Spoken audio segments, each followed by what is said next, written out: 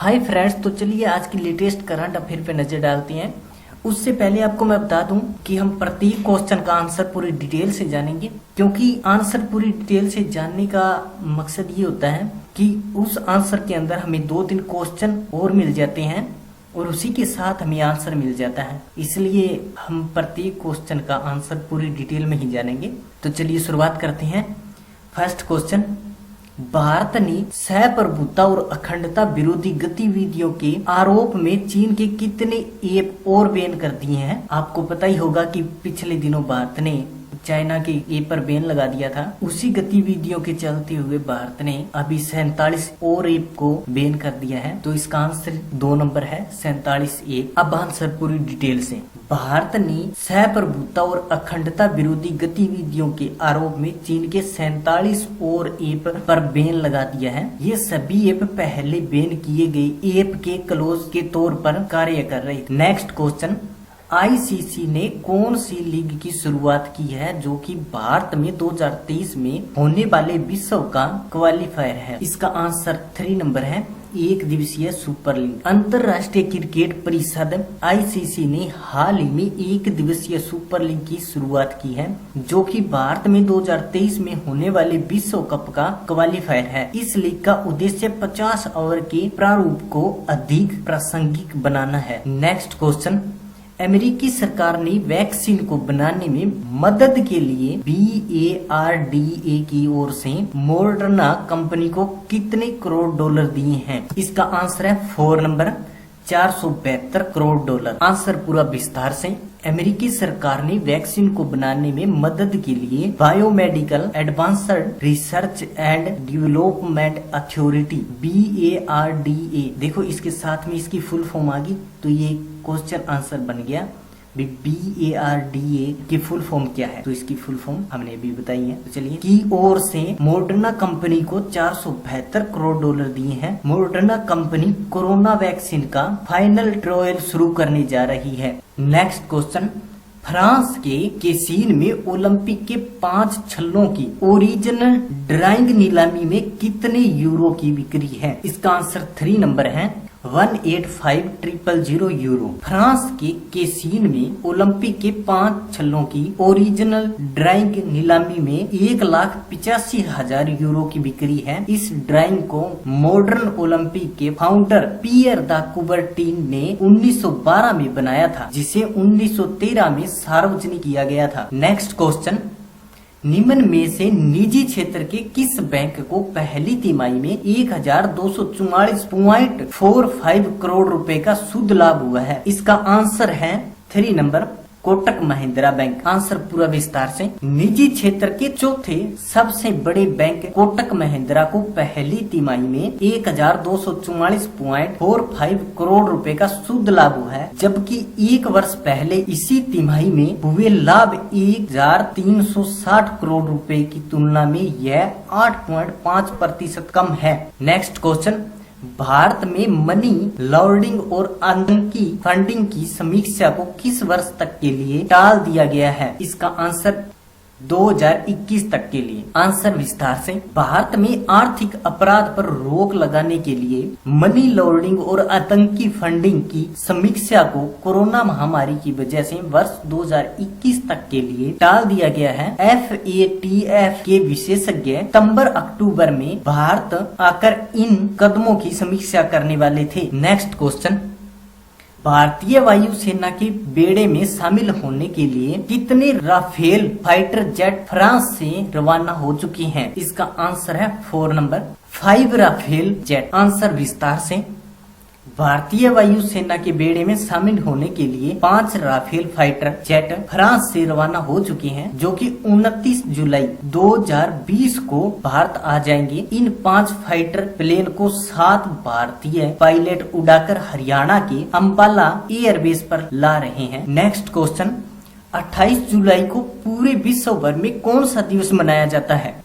इसका answer A है, विश्व प्राकृतिक संरक्षण दिवस। आंसर विस्तार से 28 जुलाई को पूरे विश्व भर में विश्व प्रकृति संरक्षण दिवस और विश्व हेपेटाइटिस दिवस मनाया जाता है। साथ ही भारत में आज के दिन वन महोत्सव दिवस भी मनाया जाता है। नेक्स्ट क्वेश्चन, बीसीबी ने तेज गेंदबाज काजी अनिक इस्लाम पर कितने साल के लिए बैन कर दिया गया है? इसका आंसर है 1 नंबर 2 साल के लिए। आंसर विस्तार से बांग्लादेश क्रिकेट बोर्ड बीसीबी ने 2018 अंडर 19 वर्ल्ड कप में टीम के लिए सबसे ज्यादा विकेट लेने वाले तेज गेंदबाज काजी अनिक इस्लाम पर टॉप टेस्ट में फेल होने पर 2 साल का बैन लगा दिया गया है। उन्हें 2018 में नेशनल क्रिकेट लीग के मैच में प्रतिबंधित पदार्थ मेथाम्फेटामाइन के लिए पॉजिटिव पाया गया। नेक्स्ट क्वेश्चन, लिसेस्टर सिटी के जेमी वार्डी कितने वर्ष की उम्र में पहली बार गोल्डन बूट अवार्ड जीतने वाले सबसे उम्रदराज खिलाड़ी बन गए हैं? इसका आंसर 2 नंबर है 33 वर्ष। आंसर विस्तार से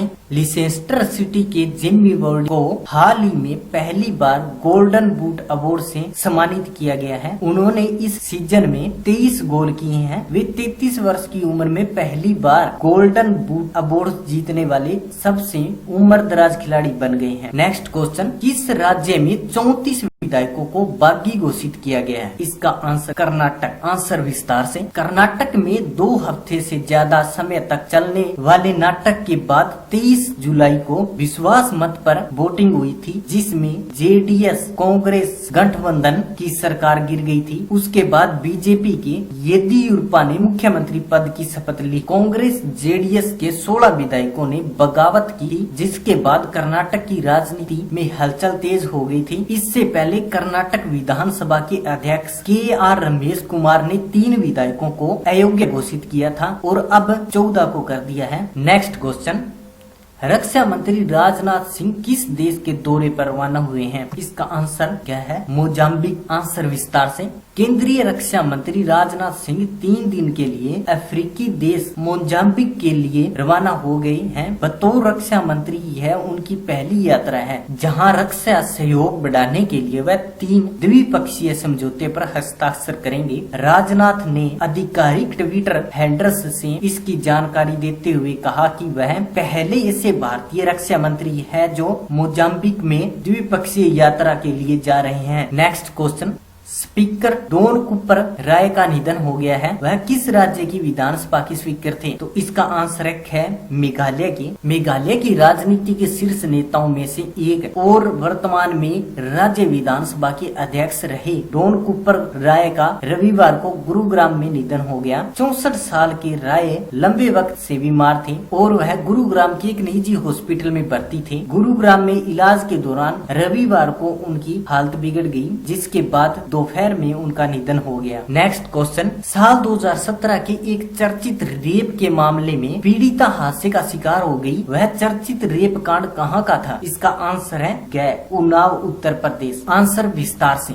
यूपी के चर्चित उन्नाव गैंग रेप केस की पीड़िता के वाहन को रविवार दोपहर रायबरेली जिले में एक ट्रक ने टक्कर मार दी। इस घटना में बुरी तरह से घायल होने के बाद वह पीड़िता मां और चाची की मौत हो गई। गैंग रेप पीड़िता और उसके वकील की हालत नाजुक बनी हुई है। उन्हें लखनऊ के ट्रामा सेंटर में रेफर किया गया है। पीड़िता के परिजनों ने हादसे को साजिश बताया है। दूसरी तरफ समाजवादी पार्टी ने भी मामले की सीबीआई जाँच की मांग की है। नेक्स्ट क्वेश्चन, कांग्रेस के वरिष्ठ नेता शशि थरूर ने कांग्रेस अध्यक्ष के लिए किस नाम सुझाया है? इसका आंसर है क्या? प्रियंका गांधी का। आंसर विस्तार से कांग्रेस के वरिष्ठ नेता शशि थरूर का मानना है कि प्रियंका गांधी में नए करिश्मा है और वह पार्टी के नए अध्यक्ष पद के लिए सबसे मुफीद उम्मीदवार है। उन्होंने पंजाब के मुख्यमंत्री अरविंद सिंह के विचार का समर्थन करते हुए कहा कि कांग्रेस जिस मोड़ पर खड़ी है वहाँ पर पार्टी के अध्यक्ष पद पर कोई युवा चेहरा ही सबसे उपयुक्त होगा। थरूर ने माना कि राहुल गांधी के पार्टी अध्यक्ष पद छोड़ने के बाद से नेतृत्व को लेकर स्पष्टता के अभाव का कांग्रेस पर घातक प्रभाव पड़ रहा है। उन्होंने कहा कि अब कांग्रेस कार्य समिति CWC की सदस्यता समेत सभी प्रमुख पदों पर आवेदन मंगवाकर और नए सिरे से चुनाव करवाकर ही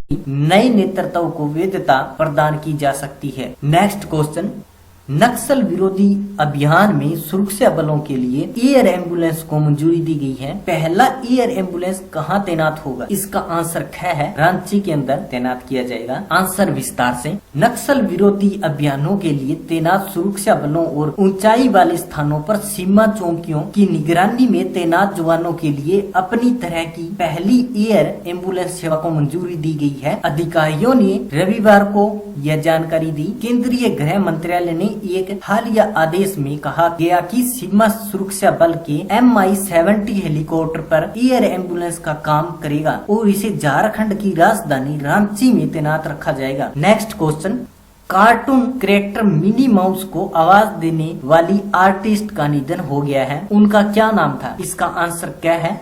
रस्सी टेलर। आंसर विस्तार से, डिज्नी की मशहूर कार्टून कैरेक्टर मिनी माउस की 30 सालों से ज्यादा तक आवाज बनी रही वॉइस आर्टिस्ट रस्सी टेलर का 75 वर्ष की उम्र में अमेरिका के कैलिफोर्निया शहर में निधन हो गया। रस्सी के निधन पर फैंस के साथ ही वॉल्ट डिज्नी कंपनी के चेयरमैन व CEO बॉब इगर ने भी उन्हें श्रद्धांजलि अर्पित। उनके बयान को कंपनी के ऑफिशियल ट्वीट पर शेयर किया गया। अब आपके साथ भारत और विदेश की लेटेस्ट करंट अफेयर शेयर करेंगे। तो चलिए शुरुआत करते हैं। भारत और श्रीलंका ने हाल ही में $40 करोड़ के मुद्रा विनिमय अदला बदली समझौता किया था। इस समझौते में दोनों पड़ोसी देशों के बीच आर्थिक सहयोग बढ़ाने के उपयोगों पर विचार किया गया था। इस समझौते के अनुबंध दस्तावेज पर भारतीय रिजर्व बैंक RBI और श्रीलंका के केंद्रीय बैंक ने 26 जुलाई को हस्ताक्षर किए। समझौते पर हस्ताक्षर दक्षिण एशियाई क्षेत्रीय सहयोग संगठन SAARC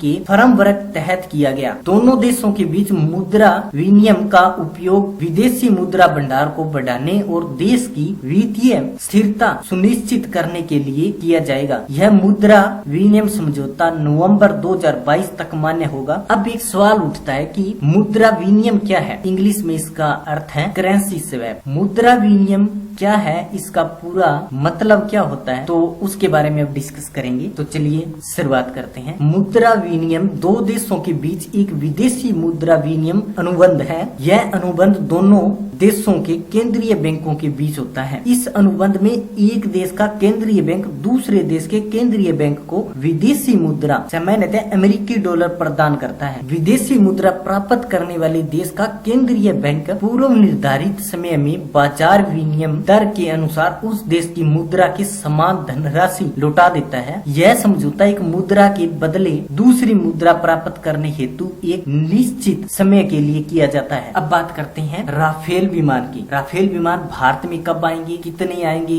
कब इसकी डील हुई थी, पूरा बायोडाटा। तो चलिए शुरुआत करते हैं। लड़ाकू विमान राफेल फ्रांस से उड़ान भर चुकी हैं। इनमें 5 विमान हैं जो 29 जुलाई को भारत पहुंचेंगे। इन विमानों को हरियाणा के अंबाला की वायुसेना की 70वीं बटालियन में आधिकारिक रूप से शामिल किया जाएगा। फ्रांस से लगभग 7000 किलोमीटर की उड़ान के दौरान ये 5 विमान कुछ समय तक संयुक्त अरब अमीरात में फ्रांस के वायुसेना के अड्डे पर रुकेंगे और हवा में ही इनमें ईंधन भरा जाएगा। इन विमानों को फ्रांस की कंपनी दसाल्ट ने बनाया है। 10 विमानों की डिलीवरी निर्धारित अवधि के अनुसार हो रही है। 5 विमान प्रशिक्षण के लिए फ्रांस में ही रहेंगे। भारत 59,000 करोड़ रुपए के 2016 के सौदे के तहत 36 राफेल विमान खरीद रहा है। भारत और फ्रांस की सरकारों के बीच हुए समझौते के तहत ये सभी 36 विमान 2021 के आखिर तक सौंपे जाएंगे। पहला राफेल विमान अक्टूबर 2019 में भारत को सौंपा गया था। अब हम बात करेंगे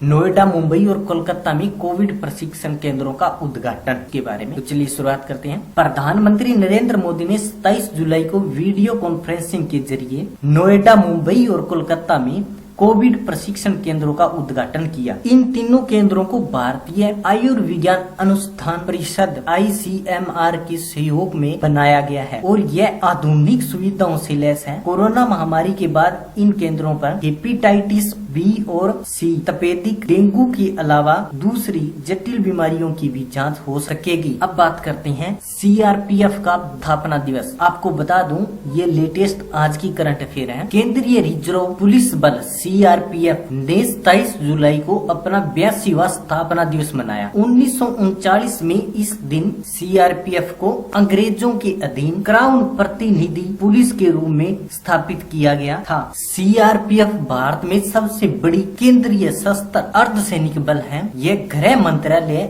MHA के तहत काम करते हैं। भारतीय स्वतंत्रता के बाद यह 28 दिसंबर 1949 को सीआरपीएफ अधिनियम के लागू होने पर केंद्रीय रिजर्व पुलिस बल बनाया गया। सीआरपीएफ का मुख्य कार्य पुलिस कार्रवाई में राज्य संघ शासित प्रदेशों की सहायता करना, कानून व्यवस्था और आतंकवाद के खिलाफ कार्रवाई करना है। अब बात करते हैं भारत और बांग्लादेश के संबंध। बांग्लादेश के विदेश मंत्री डॉक्टर AK अब्दुल मोमेन ने इस बात को पूरी तरह से इनकार किया है कि बांग्लादेश पाकिस्तान और चीन के करीब आ रहा है। डॉक्टर मोमेन ने कहा कि पाकिस्तान अगर बांग्लादेश के साथ राजनीतिक संबंधों को बेहतर बनाना चाहता है तो सबसे पहले उसे सार्वजनिक रूप से यह स्वीकार करना होगा कि आजादी के पहले बांग्लादेश में हुए लाखों लोगों के नरसंहार में उनका हाथ था। भारत के साथ बांग्लादेश के संबंध ऐतिहासिक रूप से घनिष्ठ रहे हैं और उन्हें कभी भुलाया नहीं जा सकता, जबकि